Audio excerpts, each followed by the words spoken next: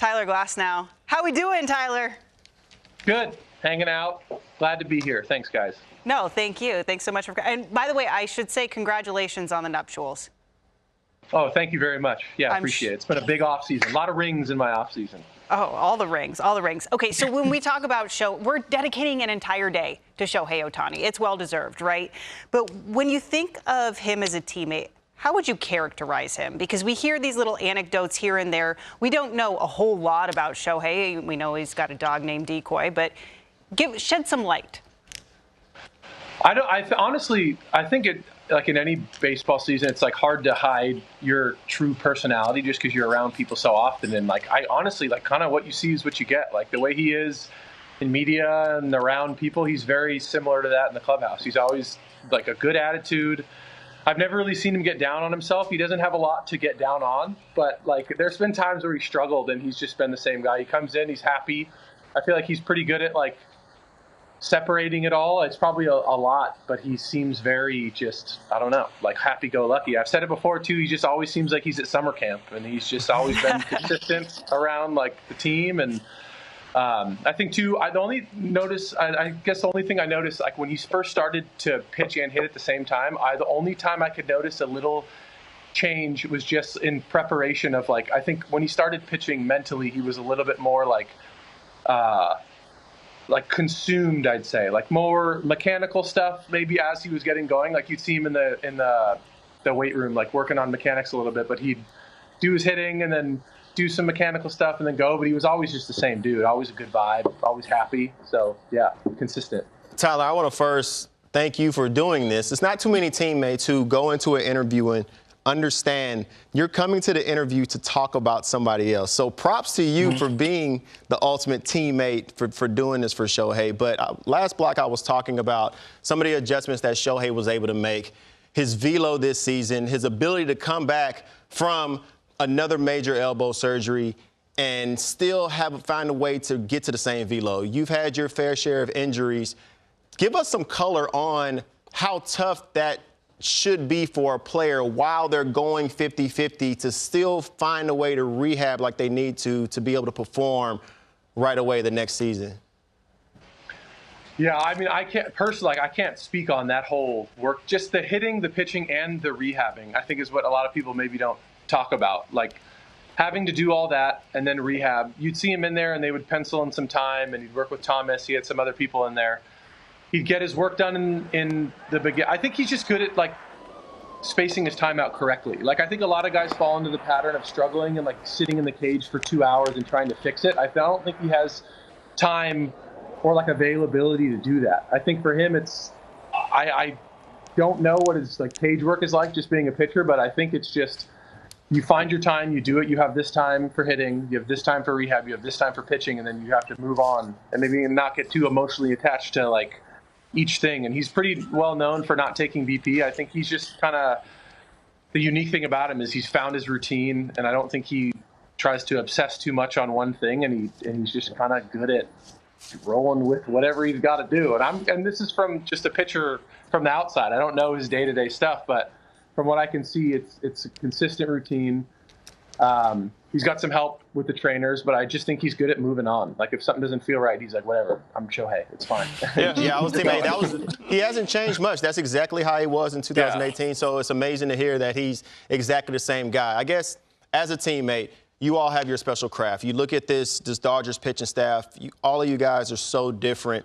With Shohei, you know, you're looking at him as a pitcher first when y'all are having conversations. How much with the language barrier are you able to bounce things off of each other? How much are y'all able to talk approaches or be able to pick each other's brain when it comes to approaches, attacking other hitters? I've had a few moments and stuff in like the dugout with him, and like I think especially games where he's just DHing, like he'll have some more time to talk.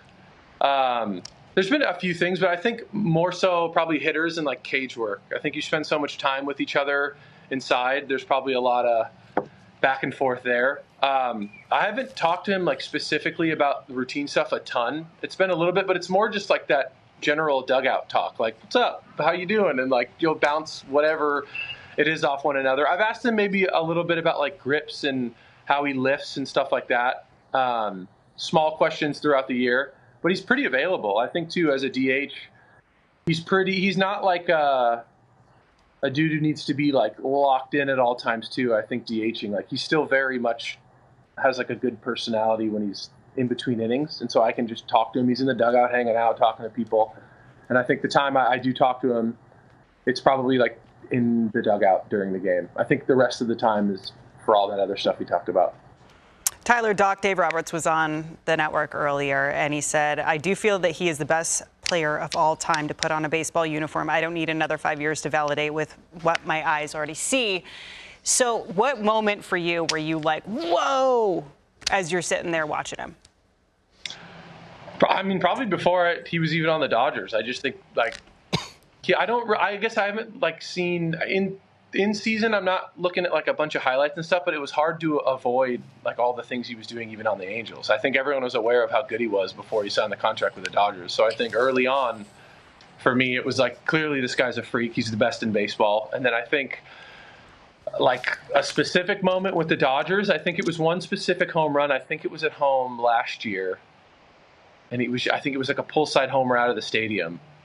And I was already impressed, but I think at that moment I was like, damn. And I guess another easy answer would be, it happened way before the postseason, but I think that game, the game against the Brewers, where he hit 3 home runs and struck out 10 people, that was pretty much, that would solidify it for anybody. I think if there were any doubters, I think they were all probably like shut up at that point. But there's been a lot of moments that I've just been blown away by him.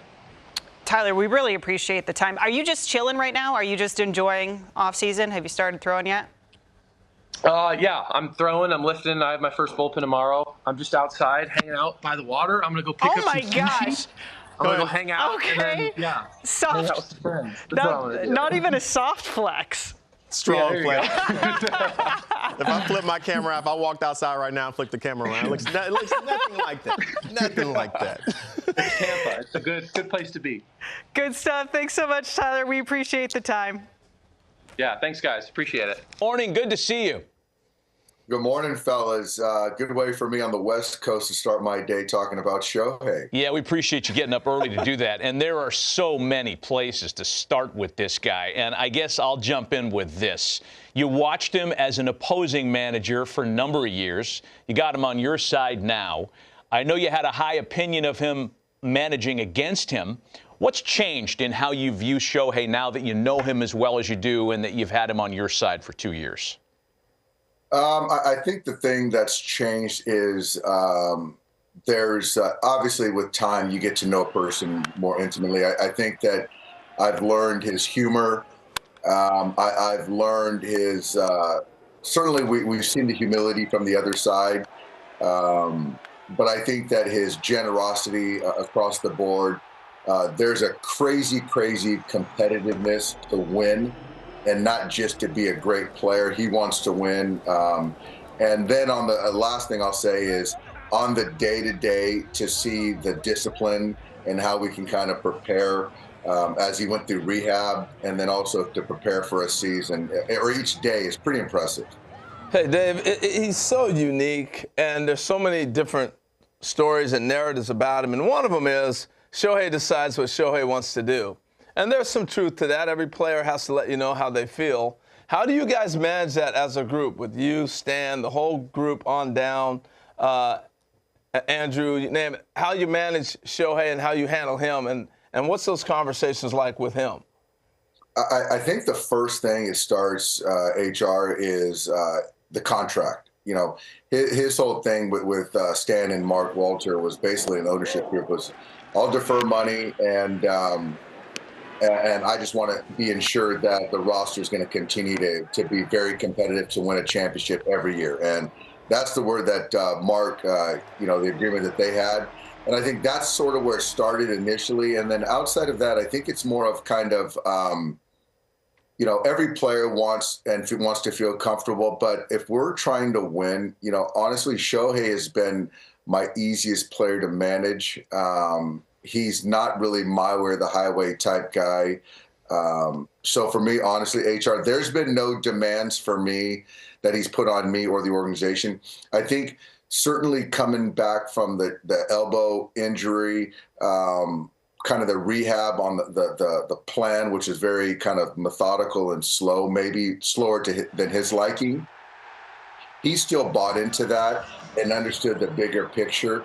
So I do think that once he was ready at the end of the year and pitched in the World Series and throughout the postseason, I think that trust has continued to build. But yeah, right there, he didn't like me taking him out of the game, but still respectful. I don't know. You know what? I think that he does is because every minute of the day is calculated for him. So it's really, he doesn't have really time to poke holes in what the organization isn't or isn't doing. He just wants to win. I don't think it's hyperbole, Doc, to say that we're watching and you're managing the greatest player to ever put on a uniform. Ever. You could make that case, right? It's crazy. So as such, I would imagine one of the challenges that you and the organization are faced with is the balance between preserving him and keeping enough bubble wrap on him and putting too much bubble wrap on him. After all, we need this guy for the next decade in Dodger blue. Yeah, that's exactly right. And I think that,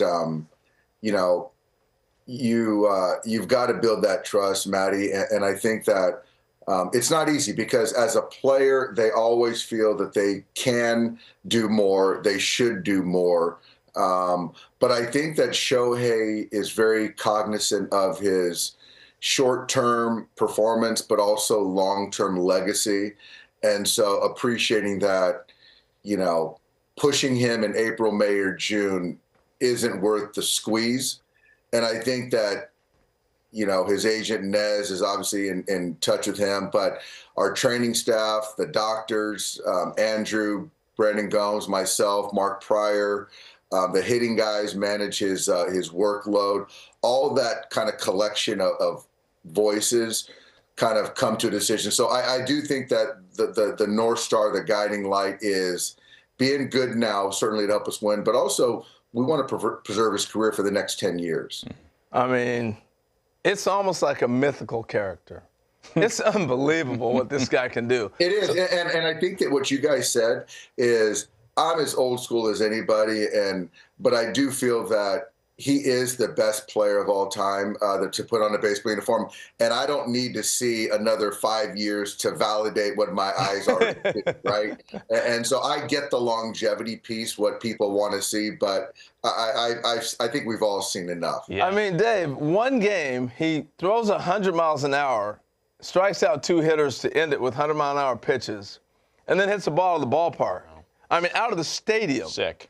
So that's one of the greatest moments that I've seen with Shohei through the number of years. What moments do you have that stand out immediately with you? Yeah, but I think the thing is, just to add on that, Harold, I think that it's 100, but it's also located. It's not to the backstop.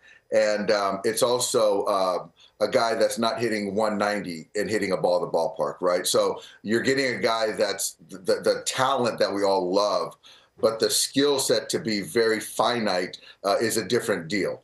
I mean, what he did in Miami for the 50 homers, going backside for the homer, where Skip Schumacher, I love him that he was going to go after him and not put him on base in a game that didn't matter for the Marlins at that point in time. The 6 innings or whatever it was, and then the 10 punch, and then the 3 or 4 homers, whatever it was, in the closing game, clinching game against the Brewers was just ridiculous. And I think at that point in time, I think he got a little tired of hearing the noise of how he wasn't performing in the postseason. So you don't see many guys win a CS MVP for one game performance. And but what was great though about that is he's so smart that he understands that CS trophy was supplanted right in the middle of our clubhouse that next day. So that's just who he is. But yeah, like the bobblehead days when everyone goes to the bobblehead or ballpark to see him do something special and he delivers. So honestly, guys, it just doesn't. I could go on and on about, in Arizona, it was 5 innings domination, and he looks at me calmly and says, "Hey, if you want, I can go another inning. I'm just saving a little bit more." And I'm like, "No, Show, we're good. The 5-inning governor." take your I got to think when he saw Yamamoto go, give me the ball after throwing 9 innings, Shohei was probably saying, give me the ball as well. By the way, we're gonna have that game 4 of the NLCS against the Brewers on our air coming up later on today. Last question for you, Doc. We've just spent the last 10 or so minutes laying out the case as to why everybody, the three of us included, are so impressed with Shohei Ohtani. Do you have any insight as to who he's impressed by? Like, when he met Sandy Koufax for the first time, was it a franchise legend, a big league legend, somebody that he idolized in Japan? Who is the greatest player in the world awestruck by? You know what? I think he is. I think he's awestruck by Judge. I think he is awestruck. Not awestruck. I think he is. I think Freddie Freeman is his guy, and I say that because the way Freddie posts every day, and I think that Freddie's created a culture in our, and I think that Shohei's a guy that wants to post, and after 18 innings, getting on base 9 times. I gave him an out to not start the next day. He wasn't ever going to take it. He plays every game. So I think that Freddie Freeman is the guy. And I think that he's got the respect of, Shohei, of Sandy, obviously. He's known Sadahara O, who's a mutual friend of both of ours. So I think that he respects that. But I think the day-to-day, it's Freddie Freeman. And my last thing before I leave is watching Shohei, and there was that meme or whatever, that picture of him getting water for the guys when they were on defense in the dugout, filling up the cups. And then after Yamamoto in game 4 or game 3 is loose, after we win that game on the walk-off, he bolts to left field with Roki to pick up Yamamoto for what he potentially could have done. Those are things that, for me, you guys know, when you get your best player that has that type of humility and servant leadership, my job is easy. Wow. And That's good stuff. Talk about leadership and servant humility. You gave us such a professional look, Dave, but we know the clown in you. When I saw you fall running the bases at the World Series, we're showing this. Oh, You're come on. racing Kim. You got to do and that. Dave, what happened? Sniper. What happened to the stolen base king? Dude, so I've always had a good first step, and it was there. And you'll appreciate this, HR. My initial thought was to get a lead and then cut across, because I had the bet with Haesong, and I learned it from Cecil Fielder. I was going to go first to third across the diamond and not first to third, first, second, third, right? So we had a $100 bet. And I wanted levity with the guys with the workout. So Haesong kept telling me to get a bigger lead because he was going to beat me, and it messed up my initial thought. But once I tried to cut the corner, my legs just gave out. My right hamstring seized, and then I just went straight face. What player wore you out the most? Oh my God, Miggy Rowe. Miggy Rowe probably. Everyone was laughing. Freddie dapped me up. Mookie wasn't there to see it, which is good, but everyone was dying laughing. It didn't go exactly, it wasn't executed exactly the way I wanted to, but we got the job done. And I did pay Haesong his $100. You did. And last thing on that, I know your son wore you out. He had to. Oh, dude. And I'm not going to revisit some of my things that I want to take back that I've done during Major League games. And this certainly was a workout day. So my daughter, my son, it's just, they're just like, Dad, this is just, my daughter, I think, said, I'm dead, and said, bye. The young thing is like, bye. And it's just like, they were not happy with me. So.